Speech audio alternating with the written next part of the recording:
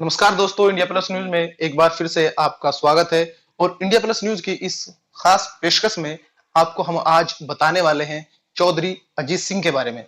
चौधरी अजीत सिंह अब इस दुनिया में नहीं है। कोरोना के चलते गुरुग्राम के एक अस्पताल में उनका निधन हो गया है। चौधरी अजीत सिंह एक ऐसे नेता हैं जिनका पश्चिम उत्तर प्रदेश में कई दशकों तक दबदबा रहा है। चौधरी अजीत सिंह को छोटे चौधरी के नाम से भी जाना जाता था और इसका रीजन है क्योंकि वो चौधरी अजीत अजीत सिंह जो हैं पूर्व प्रधानमंत्री चौधरी चरण सिंह के पुत्र हैं। चौधरी चरण सिंह इस देश के एक बड़े किसान नेता हुए हैं, देश के प्रधानमंत्री हुए हैं और पश्चिम उत्तर प्रदेश से लेकर दिल्ली तक कौन उनको नहीं जानता। जो एक ऐसे नेता जो किसानों की लड़ाई के लिए दिल्ली तक हिला देते थे। आज हम आपको बताने वाले हैं कि क्यों अजीत सिंह राजनीति में आए, कहां से उनका राजनीतिक सफर शुरू हुआ और कैसे आगे बढ़ा और कहां आकर उनकी राजनीति जो है वो दम तोड़ गई।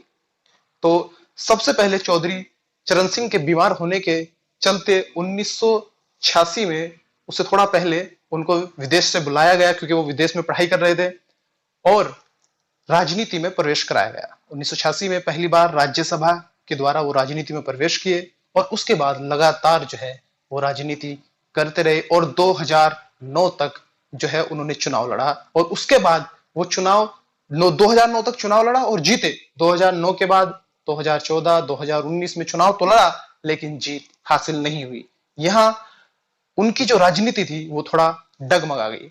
तो पहली बार 1986 में वो राज्यसभा पहुंचे, सांसद बने और उसके बाद 1989 में जब वो चुनाव लड़े बागपत से लोकसभा का और जीते, उसके बाद जाटों और मुस्लिम के समीकरण के कारण 7 बार लोकसभा के बागपत से सदस्य रहे और 4 बार केंद्र में मंत्री रहे। केंद्र मंत्री रहते हुए एक बार कृषि मंत्रालय का जिम्मा भी उनके ऊपर आया और उसे बखूबी निभाया। चौधरी अजीत सिंह को इसलिए भी जाना जाता है, हरित क्रांति हो, किसानों के पेमेंट की बात हो, किसानों की लड़ाई की बात हो, सिंचाई की बात हो, जितनी भी तमाम पश्चिम उत्तर प्रदेश के किसानों की बातें या समस्याएं होती थी, दिल्ली में उठाने वाला एक ही उस समय नाम था और वो चौधरी अजीत सिंह।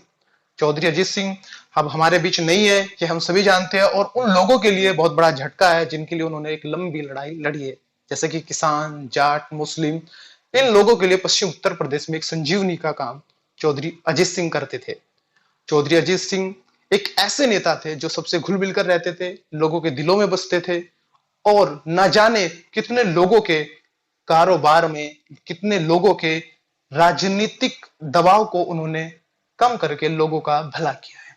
आपको ये भी जानना होगा कि राजनीति में उनकी जो है कहां से पलटवार हुआ, किस तरीके से वो डगमगाए और क्यों वो चुनाव हारे। 2013 में मुजफ्फरनगर, उत्तर प्रदेश के मुजफ्फरनगर में जब दंगा हुआ तो जाट और मुस्लिम समीकरण जो है वो बिगड़ गया, उनसे टूट गया, बिखर गया और वो एक बड़ा कारण उनके चुनाव हारने का रहा, जिसकी वजह से लोगों ने उन पर थोड़ा सा भरोसा जो है वो करना बंद कर दिया। लोग छिटकने लगे क्योंकि जाट और मुस्लिम के बीच वो एक कलह थी, वो एक झगड़ा था।